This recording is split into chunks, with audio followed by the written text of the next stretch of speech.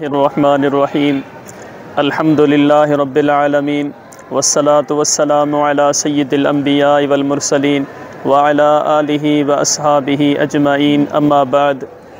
ख़लीफ़ो मियाँ गाज़ी ख़ान टालपुर नकुल बयान करे तो हज़रत पीर साईं रोज़े धणी रदी अल्लाह ताला अन्हु जन फरमायो त हिक ॾींहुं हज़रत मियाँ साहब याने हज़रत पीर साईं पट धणी रदी अल्लाह ताला अन्हु जन असांखे ऐं हिक कलोड़े फ़क़ीर के फरमायो त पोख वारी ज़मीन में कल्ले जो गाहु घणो थी वियो आहे, उनखे लुणी अचो त ज़मीन खे खेड़ायूं।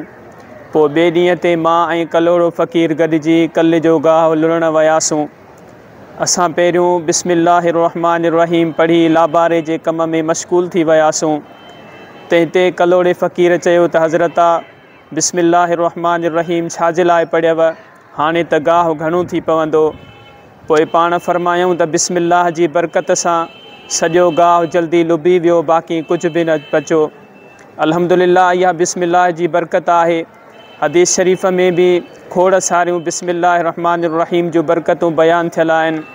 अल्लाह जे हबीब सल्लल्लाहु अलैहि व आलिहि वसल्लम जन जी आदत मुबारका भी इहा ई हूंदी हुई त पाण जेको भी कमु शुरू कंदा हुआ त अल्लाह पाक जे पाक नाले सां शुरू कंदा हुआ, ऐं जेको भी नेक जाइज़ कमु अल्लाह पाक जे नाले सां शुरू कयो वञे थो त अल्लाह तबारक व तआला उन में बरकतूं अता करे थो।